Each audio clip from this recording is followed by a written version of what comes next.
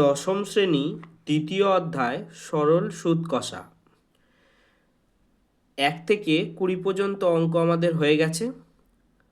আজ 21 এবং 22 দাগের অঙ্কগুলি করব। তাহলে প্রশ্নে আসা যাক। 21 নম্বর প্রশ্নের কি করতে হবে না, অতি সংক্ষিপ্ত উত্তরধর্মী প্রশ্ন ভিএসএ। তাহলে 21-এর 1 দাগে কিছু এমসিকিউ কোয়েশ্চেন আছে, বহু বিকল্পীয় প্রশ্ন। 1 নম্বর প্রশ্নে কি আছে না, বার্ষিক R% সরল সুদে পি টাকার টি বছরের সুদ আই টাকা হলে তাহলে এই অপশনগুলির মধ্যে উত্তর কি হবে। তাহলে কি বলে দিয়েছে, প্রথমে আমাদের দেখতে হবে বার্ষিক R% হার সরল সুদে পি টাকার টি বছরের আর সুদ আই টাকা, অর্থাৎ এখানে রেট অফ ইন্টারেস্ট বলে দিয়েছে, আসল বলে দিয়েছে, সময় বলে দিয়েছে, আর সুদও বলে দিয়েছে। অর্থাৎ আমাদের সেই ফর্মুলা PTR/100 = I, এই ফর্মুলা আমরা লিখে নেব। লিখে নিলেই আমরা অঙ্কটা করে ফেলতে পারবো। এই যে প্রথমে অতএব PTR/100 = I লিখলাম। এবার কি করতে হবে, ক্রস মাল্টিপ্লিকেশান হবে, মানে = আগে এই যে উপরে আছে PTR, এটা নিচের সংখ্যার সাথে গুণ হবে, অর্থাৎ নিচে কিছু নেই মানে 1 আছে, তাহলে যা গুণ করব তাই হবে, তাই এখানে PTR বসেছে। আর সমান সমান 100কে ক্রসে I এর সাথে গুণ হবে, তাহলে 100 গুণ I, তাহলে কি দাঁড়ালো PTR = 100 × I। তাহলে উত্তর কি হবে না, উত্তর হবে অপশান সি, PTR PRT লিখেছে, ওই একই ব্যাপার, আমাদের ফর্মুলা PTR আগে লিখি তাই এরকম হয়েছে, কিন্তু বিষয়টি একই, PRT আর PTR একই। ঠিক আছে, তাহলে এবার দ্বিতীয় প্রশ্নটি পড়ব। দ্বিতীয় প্রশ্নে কি আছে না, কোনো মূলধন একটি নির্দিষ্ট সরল সুদের হারে 20 বছরে দ্বিগুণ হয়, একই সরল সুদের হারে ওই মূলধন 3 গুণ হবে কত বছরে। এখানে কিছু অপশান দিয়ে দিয়েছে। তাহলে আমরা একটা জিনিস কি দেখছি, যে কোনো একটা মূলধন মানে মূলধনটা কত সেটা বলে দেয়নি, হ্যাঁ, আসল টাকাটা বলে দেয়নি, নির্দিষ্ট সরল সুদের হারে মানে রেট অফ ইন্টারেস্ট একটা কিছু আছে ফিক্সড, 20 বছরে দ্বিগুণ হয়। আর একই সরল সুদের হারে, মানে রেট অফ ইন্টারেস্ট চেঞ্জ হবে না, একই সরল সুদের হারে সেটা কি হবে না, ওই মূলধন 3 গুণ হবে কত বছরে। তাহলে আমরা কি করব না, ধরি আসল টাকা হচ্ছে 1 টাকা, তাহলে 20 বছর পরে তা দ্বিগুণ হবে, তো 1 টাকার দ্বিগুণ কত হবে, 2 টাকা। তাহলে কি দাঁড়াচ্ছে, আমি যদি ধরে নেই আমার মূলধনটা ছিল 1 টাকা, তার 20 বছর বাদে সেই মূলধনটা কত টাকা হবে, 2 টাকা হবে, দ্বিগুণ হবে, তো 2 টাকা হলো। এইবার 20 বছর পর সুদ কত হবে না, আমার যদি আসল থাকে 1 টাকা আর 20 বছর বাদে যদি আমার ডবল হয়ে 2 টাকা পাই, তাহলে আমি সুদ কত পেলাম, 2 - 1, 1 টাকাই তো সুদ পেলাম। আমার ওই 1 টাকাটাই তো ডবল হয়েছে, ডবল হওয়া টাকাটাই তো আমার সুদ। তো তাহলে আমার কত হয়েছে না, 2 টাকা হয়েছে, আর কত ছিল আগে, 1 টাকা ছিল, বিয়োগ করলে 1 টাকা বেরিয়ে গেল। তাহলে 20 বছর পর সুদ হবে কত, 1 টাকা সুদ পেয়েছি। এবার আমরা ঐকিক নিয়ম করেই পাই কি না, 1 টাকা সুদ পাওয়া যায় কত বছরে না, 20 বছরে। তাহলে এবার বোঝো 3 গুণ হবে, তাই 3 গুণ হবে মানে কি, তোমার টাকাটা তো এবার 3 গুণ হবে। তা 3 গুণ হওয়া মানে কি, সুদটা কত পাচ্ছ তুমি, সুদটা পাচ্ছ তোমার আসল টাকা 1 টাকা ছিল, সেই টাকা বাদ দেওয়ার পর তো তুমি 2 গুণ সুদ পাবে, তারপরে তো তোমার টাকাটা 3 গুণ গিয়ে হবে। তাহলে 3 - 1 করে 2 বেরোলো, তাহলে 2 টাকা সুদ পাওয়া যায়। মানে 3 গুণ হওয়া মানে এই যে 2 গুণ হয়েছে, এটা কি সুদ 2 টাকা হয়েছে না, সুদ 1 টাকা হয়েছে, তোমার আসল ছিল 1 টাকা। তো এখানে 3 গুণ হবে মানে কি, তোমার টাকাটা সুদে আসলে 3 গুণ হবে। এবার সুদ হবে কত না, আসলটা বাদ দিলে সুদটা থাকবে, তাই 3 - 1 করলে 2 হয়। তাহলে 2 টাকা সুদ পাওয়া যায়, এই ঐকিক নিয়ম যা হয়, 20 × 2 = 40। তাহলে উত্তর হলো সি, 40 বছর। আশা করি খুব ভালোভাবে বোঝাতে পারলাম।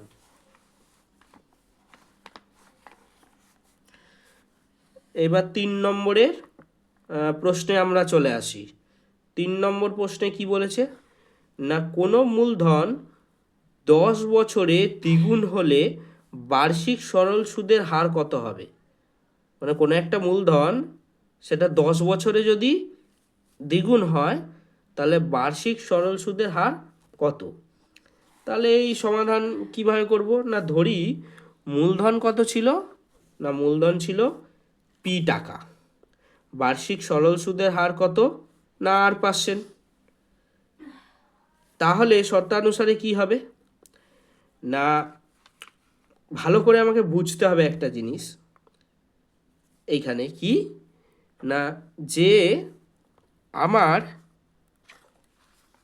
মূলধন কত ছিল, মূলধনটা ছিল পি, বলে দেয়নি তাই আমরা পি ধরেছি, রেট অফ ইন্টারেস্ট 8% ধরেছি।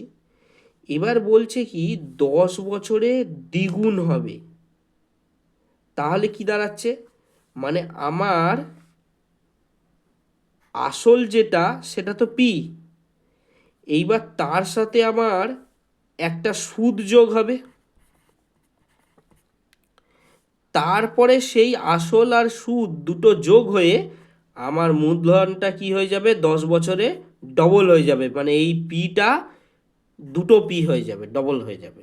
তো এটাই তো, এইভাবেই আমি শর্তানুসারে এখানে সাজিয়ে নিয়েছি যে PTR/100 এটা হচ্ছে সুদ বেরোবে আর এটা হচ্ছে আসল, এই দুটো যোগ করলে 10 বছরে দ্বিগুণ হয়ে যাচ্ছে।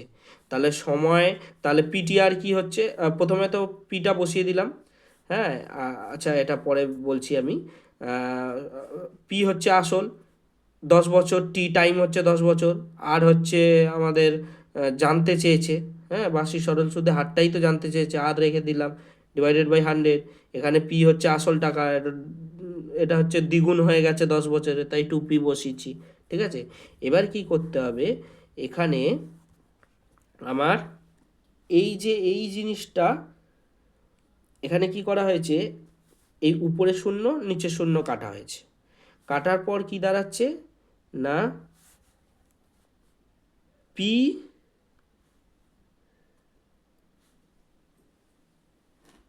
আর আর ডিভাইডেড 1 + r/10। এইবার এই দিকে আমার 2pটা নেমে যাবে, তাহলে আমাদের কি দাঁড়াচ্ছে না, প্রথমে আমাদের এই যে সমীকরণটা আছে এইখান থেকে আমি পিটাকে নিচ্ছি কমন, ঠিক আছে। এখানে কিন্তু আমার শূন্য শূন্য কেটে গেছে, তাহলে উপরে পড়ে থাকছে কি PR/10। এবার আমি যদি এই একটা পিকে কমন নেই তাহলে এইখানে পিকে কমন নিয়ে নিলে এখানে 1 পড়ে থাকে, প্লাস এখান থেকে পি কমন নিয়ে নিয়েছি তাই আর চলে এলো, আর /10, তাই তো। তাহলে কি দাঁড়াচ্ছে, এটার সাথে এটা মাল্টিপ্লাই করলে কি হয়, পি পি পি হয়ে গেল, আর এখানে এটার সাথে এটা করলে পি আর হয়ে গেল।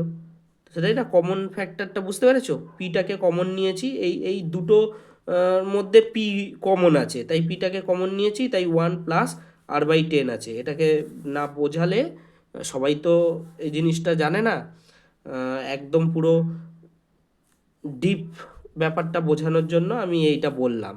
অনেকে হয়তো এক চান্সে বুঝে গেছে, কিন্তু বহু স্টুডেন্ট আছে যারা এই ব্যাপারটা বুঝতে পারবে না, যে এক কোথা থেকে এলো, পি কোথা থেকে এখানে এলো, এই পিটা কোথায় চলে গেল।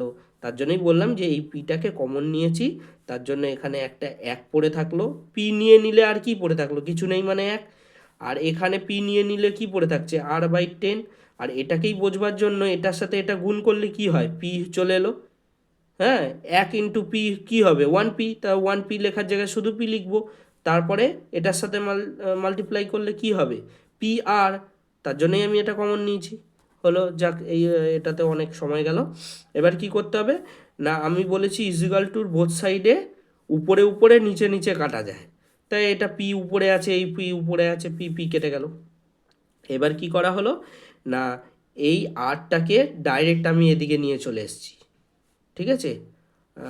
এদিকে দেখতে পারো, এই যে এইখানে স্টেপটা তোমার R/10 পড়ে রইলো এখানে, আর এটা প্লাসে আছে, ওইদিকে চলে গিয়ে মাইনাস হয়ে গেল, তারপরে R/10 পড়ে রইলো, আর এদিকে 1, আর ক্রস গুণ করলে R1 কে R, আর 10 কে 10, উত্তর বেরিয়ে গেল 10%। তাহলে আমাদের এখান থেকে 3টে অঙ্ক হয়ে গেছে।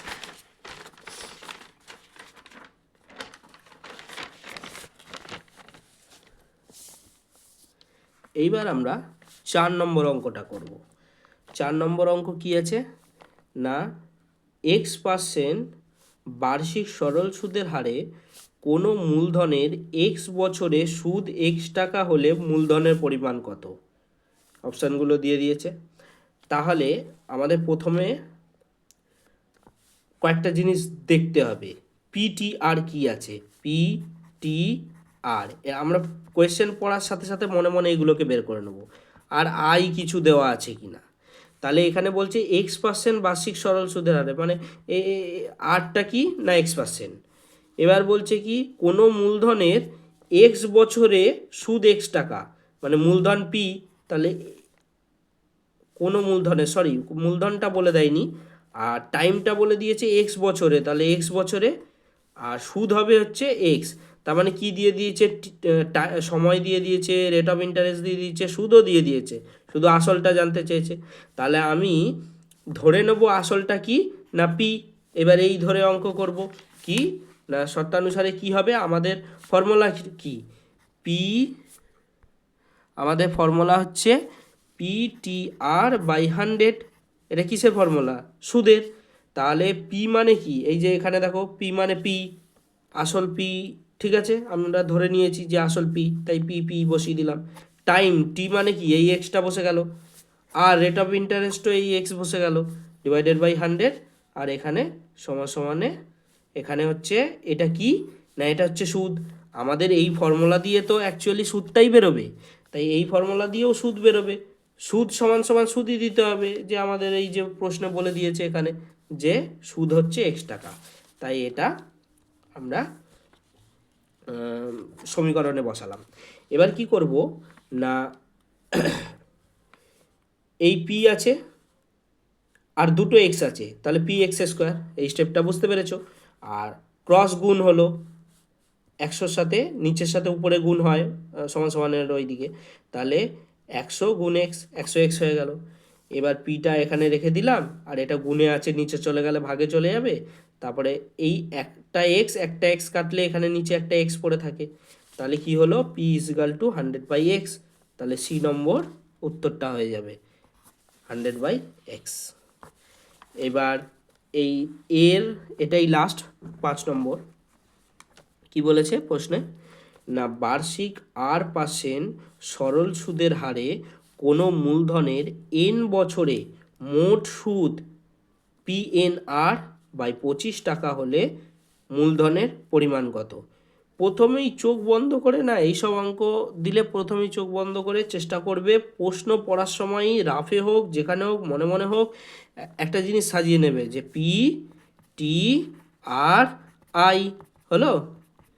এবার কি করবে দেখবে, বার্ষিক R% সরল সুদের হারে, এই যে বসিয়ে দিলাম। তারপরে কি বলেছে, কোনো মূলধনের, মানে মূলধন বলে দেয়নি, N বছরে, টাইমের জায়গায় N বসিয়ে দিলাম। মোট সুদ বলে দিয়েছে PNR/25। এইবার মূলধনের পরিমাণ জানতে চেয়েছে, তাহলে এই জিজ্ঞাসা চিহ্ন। এবার মূলধনের পরিমাণ জানতে চেয়েছে, এবার সবার আগে আমি এটাকেই ধরে নেব। সব অঙ্কে দেখো কমন ফ্যাক্টর, যেটা জানতে চেয়েছে সেটাকে কিছু না কিছু একটা ধরে নেব। তো কি না, ধরি মূলধন XP, যা খুশি একটা ধরে নেব, ধরি মূলধন X টাকা। এইবার ধরি মূলধন X টাকা। এবার শর্তানুসারে লিখলাম, প্রশ্নানুসারে শর্তানুসারে যা হোক লিখবে, লিখে এবার কি করবে না, PTR, এই যে PTR/100, কারণ এইটা তো সুদ, এই সুদের সাথে কম্প্যারিজন করতে গেলে আরেকটা সুদ বের করতে হবে, এই যে এদিকে সুদ সমান সুদ, তাহলে PTR বাই 100। এবার পি কত না এক্স ধরেছি, টি কত না এন, আর ই যা দেওয়া আছে তাই, ডিভাইডেড বাই 100। এবার দেখো আমি বলেছি উপরে উপরে কাটাকুটি হয়, সমান সমানের উপরে উপরে কাটাকুটি হয়। এদিকে আর আছে, আর কেটে গেল, এদিকে এন আছে, এন কেটে গেল, তার পড়ে রইল কি এই সাইডে লেফট হ্যান্ড সাইডে পড়ে রইল এক্স বাই 100, রাইট হ্যান্ড সাইডে পি বাই 25 হলো। এইবার আমরা ক্রস গুণ করব, এবার আমরা ক্রস গুণ করব। এই 25x, 25-এর সাথে এক্সের গুণ হবে, আর 100-এর সাথে পি এর গুণ হবে। তাহলে 25x 100p, এক্স এদিকে রেখে দিয়ে 25 নিচে বসিয়ে দেবো, 4 25 সঙ্গে 100। তাহলে কি দাঁড়ালো না x is equal two 4p। তাহলে এই বি এরটা উত্তর হয়ে গেল 4p।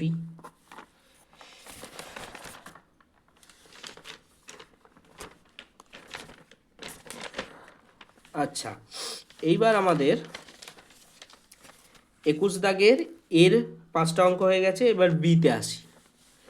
বিতে কি বলেছে না, বিতে বলেছে নিচের বিবৃতিগুলি সত্য না মিথ্যা লিখি। প্রথম যে কোয়েশ্চেনটা সেটা কি লিখেছে, যে যে ব্যক্তি টাকা ধার করেন তাকে অধমর্ণ বলে। তো এটা সত্য না মিথ্যে? হ্যাঁ, এটা সত্য। যে ব্যক্তি টাকা ধার করে তাকে অধমর্ণ বলে, আর যে ব্যক্তি টাকা ধার দেয় তাকে উত্তমর্ণ বলে। তাহলে এটা কি দাঁড়ালো? এটা সত্য। যে ধার করেন তাকে অধমর্ণ বলে, আর যে ধার দেন তাকে উত্তমর্ণ বলে। তাহলে আমরা এই উত্তরটা পেয়ে গেলাম। আর দ্বিতীয় প্রশ্ন কি বলেছে, যে আসল ও শতকরা বার্ষিক সরল সুদের হার একই থাকলে, অর্থাৎ P R rate of interest দুটো যদি ফিক্সড থাকে, FIXED ফিক্সড, ঠিক আছে, তাহলে আসল ও শতকরা বার্ষিক সরল সুদের হার যদি একই থাকে, তাহলে মোট সুদ ও সময়ের সঙ্গে ব্যস্ত অনুপাতে থাকে। তাহলে মোট সুদ মানে মোট আয় আর কি না টাইম, এই দুটো নাকি ব্যস্ত অনুপাতে থাকে, ব্যস্ত। এবার আমরা বুঝবো কিভাবে না, দেখো আমার সময় এবং রেট অফ আমার আসল টাকা এবং রেট অফ ইন্টারেস্ট একই থাকছে। এবার সময় বাড়লে আমার সুদটা কী হবে? তা আমার যদি 100 টাকা 10% হারে আমি কোনো একটা ব্যাংকে রাখি, বোঝো, 100 টাকা 10% হারে ব্যাংকে রাখি, তাহলে আমি বেশি দিন রাখলে বেশি সুদ পাবো, কম দিন রাখলে কম সুদ পাবো। আর ব্যস্তর ব্যাপারটা কি, একটা জিনিস বাড়ালে একটা কমবে। তা আমি কি বেশি দিন রাখলে সুদ কম পাবো, না কম দিন রাখলে সুদ বেশি পাবো? লজিক্যালি ভাবো, সে কোন ব্যাংক দিচ্ছে ভাবার দরকার নেই। যদিও বা ফিক্সড ডিপোজিটে আমরা অনেক ক্ষেত্রে এরকম দেখি, ওই সব মানে ইন জেনারেল ভাবো যে সুদ কি হয়, বেশি দিন রাখলে বেশি পাবো, কম দিন রাখলে কম পাবো। হ্যাঁ, তাহলে এটা তো সরল হবে, বাড়লে বাড়ছে কমলে কমছে, তাহলে সরল হবে না? তাহলে এখানে কি বলছে, মোট সুদ আর সময়ের সঙ্গে ব্যস্ত অনুপাতে থাকে, তাহলে এটা মিথ্যে, তাই তো? শুধু উত্তর বললাম না এই কারণে, কারণ লজিকটা জানা উচিত। মানে শুধু উত্তর বলে এগিয়ে গেলে পরবর্তীকালে যদি এর মধ্যে দিয়ে অন্য কোনো ঘুরিয়ে প্রশ্ন দেয় বা কিছু দেয়, তাহলে তোমাদের অসুবিধা হবে। তার জন্য আমি এত বুঝিয়ে বলি ব্যাপারগুলো। আচ্ছা, নেক্সট শূন্যস্থান পূরণ করি। শূন্যস্থানে কি বলেছে, যে ব্যক্তি টাকা ধার দেন তাকে কি বলে, উত্তমর্ণ বলে, আগেই বলেছি। হ্যাঁ, তারপরে কি দ্বিতীয় প্রশ্নে কি আছে না, বার্ষিক R/2% সরল সুদের হারে 2p টাকা টি বছরের সুদ আসল কত টাকা, তাই তো? তাহলে সেই সেম PTR দেখবে, এই যে আর এটা, হ্যাঁ, এটা হচ্ছে আই, এটা হচ্ছে টি, তাহলে সুদ আসল কত? এবার এইখানে দেখো যে সুদের হার প্রথমে আমরা লিখে নিলাম R/2%। তারপরে আসল কত না 2p,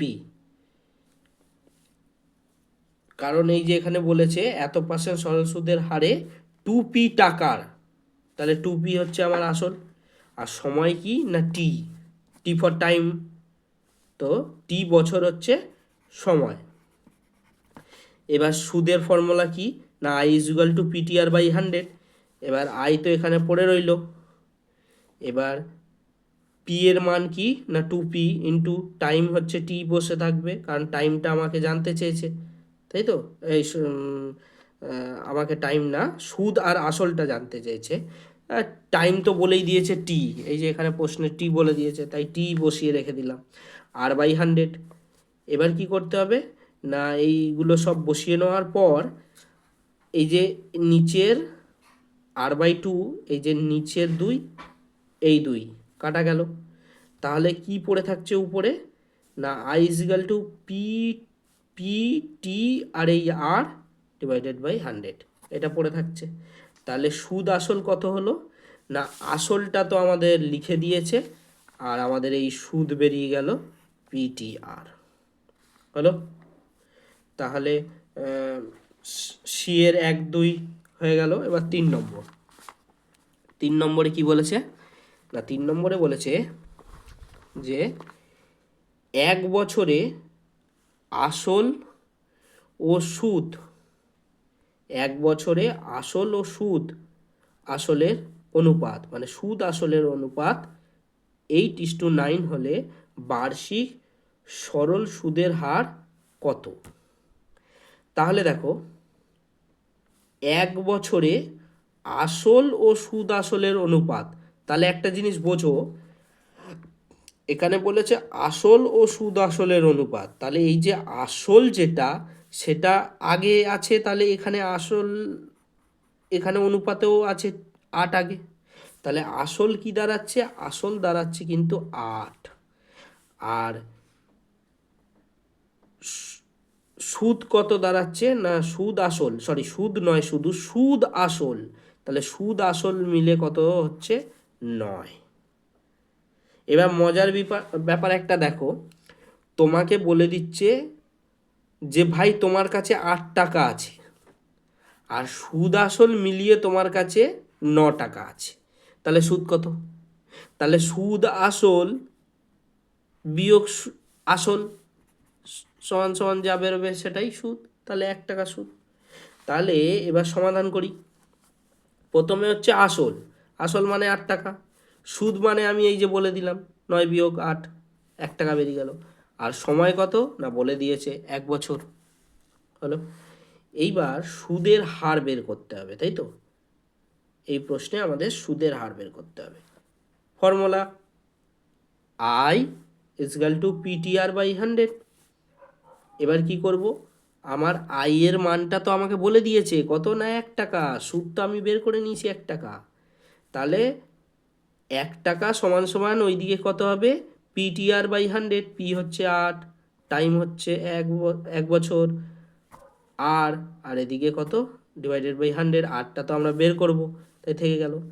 এবার কি করতে হবে না এই যে উপরে পড়ে থাকছে কি 8 আর নিচে কত 100, আমি কি করলাম ডাইরেক্ট মাল্টিপ্লাই করলাম উপর থেকে নিচে, মানে এইখানে ধরে নাও আমি বলছি এই স্টেপগুলো জাম্প করেছি, তো এই যেমন ধরো না 1 ইজ ইকুয়াল টু 8r/100 ছিল, এইটা এই দিকে ক্রস হবে, এটা এই দিকে ক্রস হবে, তাহলে কি হলো 8r পড়ে রইলো ডিভাইড ইজ ইকুয়াল টু 100, এটাই এখানে করেছি, ঠিক আছে? তারপরে কি করলাম 8টাকে এখানে রাখলাম, 8 হচ্ছে গুণে আছে, নিচে বসিয়ে ভাগ করলাম, ভাগ করে নেওয়ার পর 25/2 পড়ে রইল, তাকে আবার ভাগ করেছি, ভাগ করে এই যে রাফ করে দেখিয়েছি, ভাগ করে এখানে 12.5% বেরিয়েছে।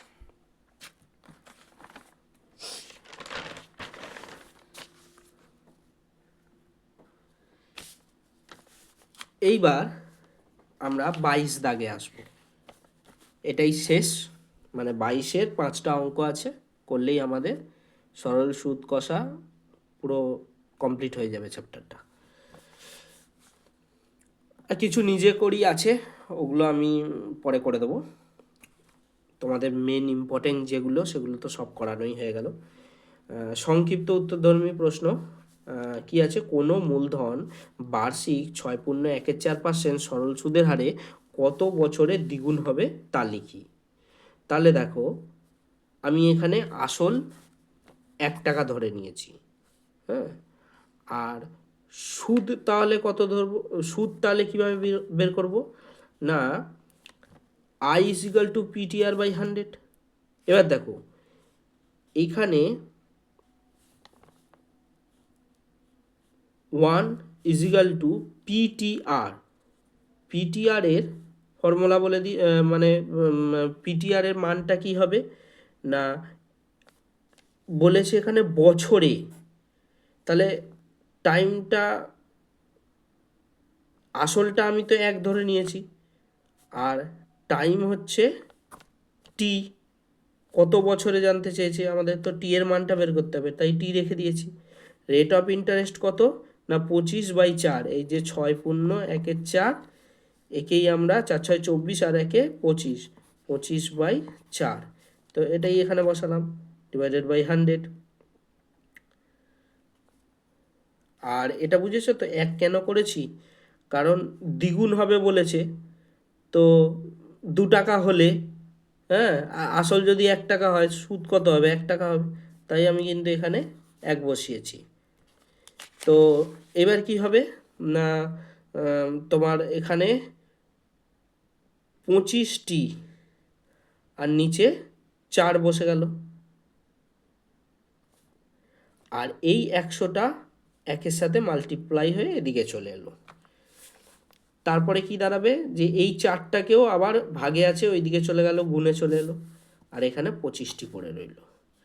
এইবার আবার আমি মানে এগুলো স্টেপ জাম্প করা হয়েছে আর কি, এই টিটাকে আমি এদিকে নিয়ে চলে এলাম, 25টিটাই এদিকে চলে এলো, আর মানে ব্যাপারটা এগুলো স্টেপ জাম্প না করলে হবেও না, করতে করতে অভ্যাস হয়ে যায়।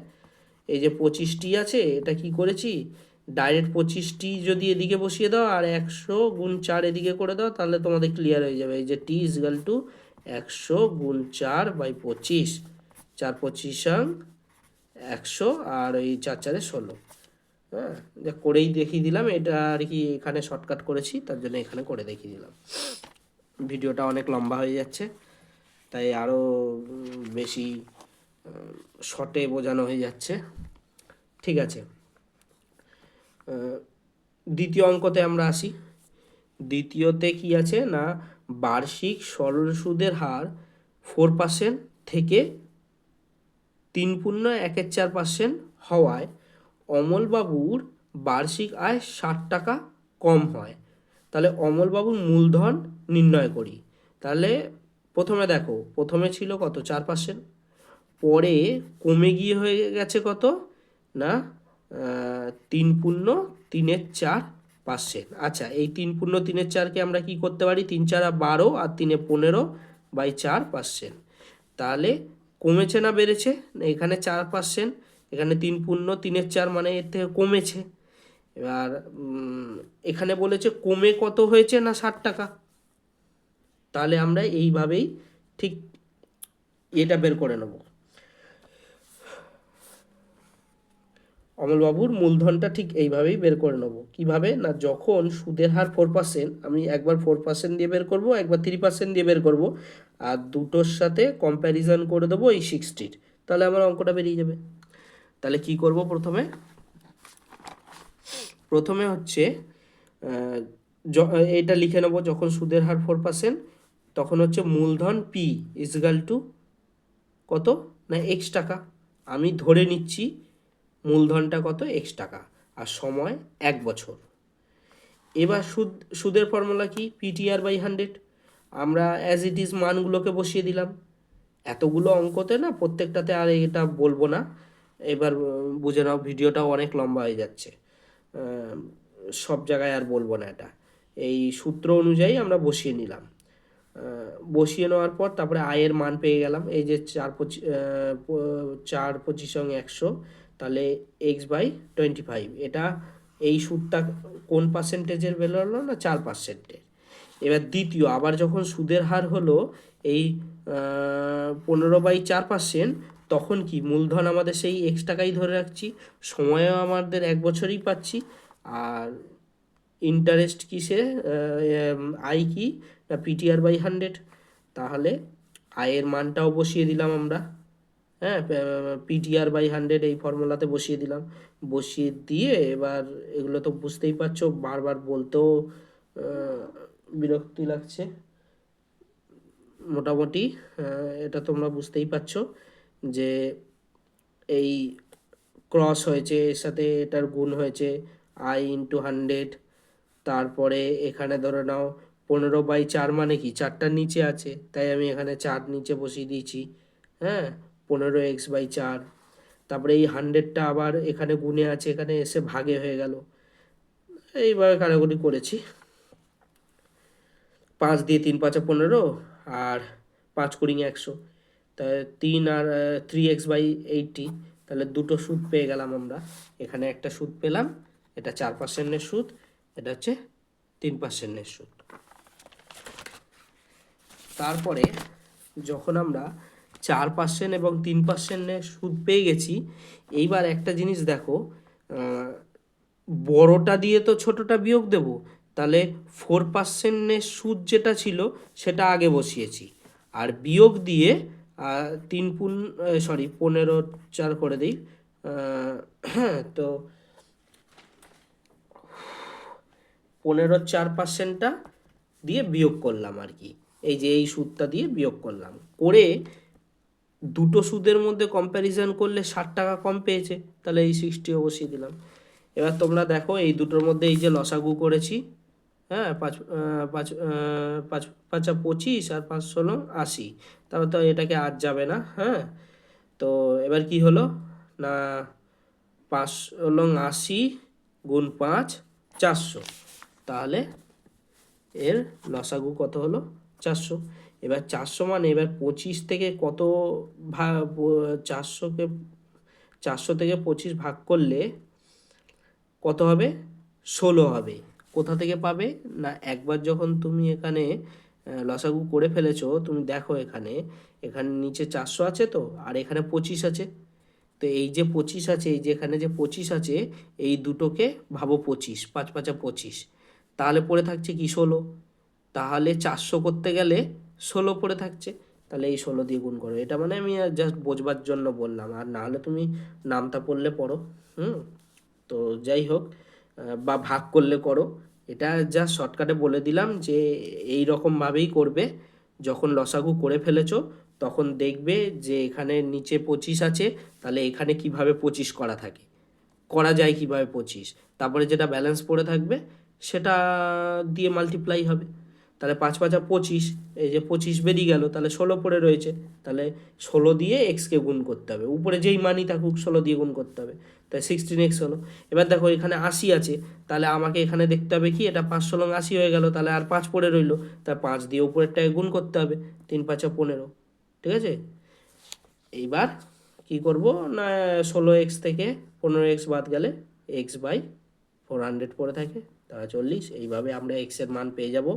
x এর দিকে থাকবে 400, ওই দিকে গেলে গুণ হয়ে যাবে, 4 6 24, তাহলে 24,000। তারপরে 3 নম্বরের অঙ্ক।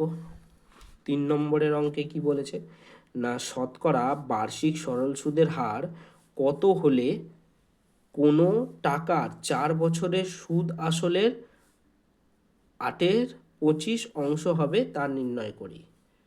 অর্থাৎ কি বলেছে, আসল হচ্ছে x টাকা, ধরছি আমি কি আসল x টাকা, আর সময় কত না 4 বছর, সুদ কত, সুদ হচ্ছে বলেছে দেখো, শতকরা বার্ষিক সরল সুদের হার কত হলে কোনো টাকার 4 বছরের সুদ আসলের 8/25 অংশ হবে।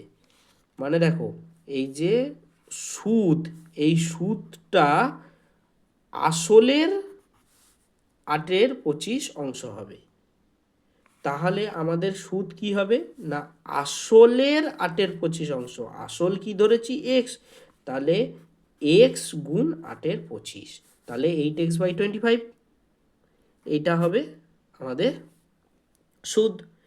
এবার বার্ষিক সরল সুদের হার কত না সেটা আমাদের বের করতে হবে। আসলটা ধরে নিয়েছি, সময় বলে দিয়েছে, সুদটাকে এইভাবে বের করে নিয়েছি, এইবার রেট অফ ইন্টারেস্টটা বের করতে হবে। কিভাবে না I is equal to PTR by 100, I কত না এই যে সুদ এইটা পেয়েছি আমরা 8x/25, এখানে বসিয়ে দিলাম, পিটিআর এর মান বসিয়ে দিলাম।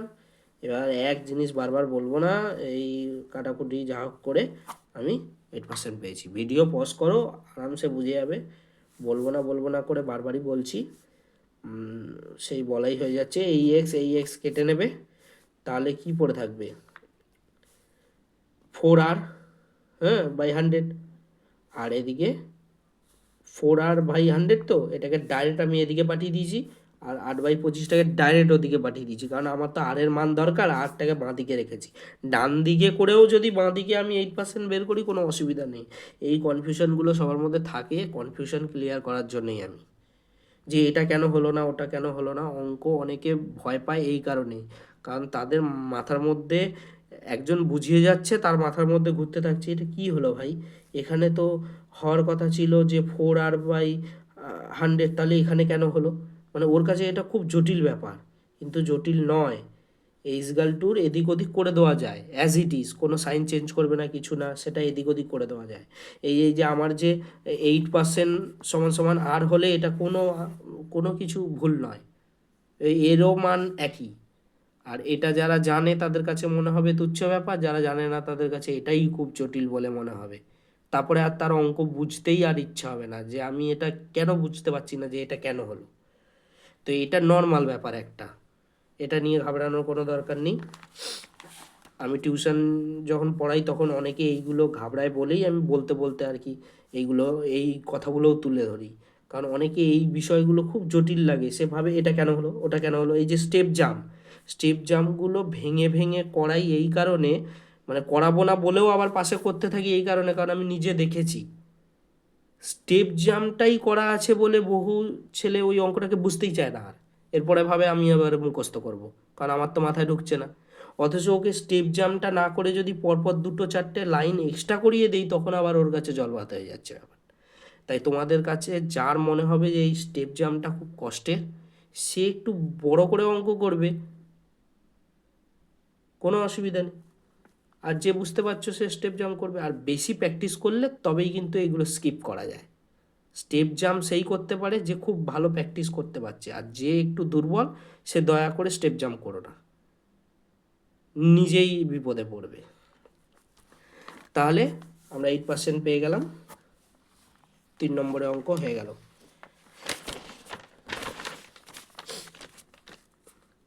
এবার 4-এর অঙ্ক, আর দুটো অঙ্ক আছে। 4-এর অঙ্ক, শতকরা বার্ষিক সরল সুদের হার কত হলে কোনো টাকার 10 বছরের সুদ আসলে 2/5 হবে, মানে একই পুরো আগেরটার মতো। তাহলে আমাদের আসল কত ধরি, সুদ আসল হচ্ছে x টাকা, তাহলে সুদ কত না আসলের, এই যে এটা আবার এটাও কেন লিখেছি, আচ্ছা আসল হচ্ছে x টাকা আমাদের, সুদ আসলের এত পার্সেন্ট,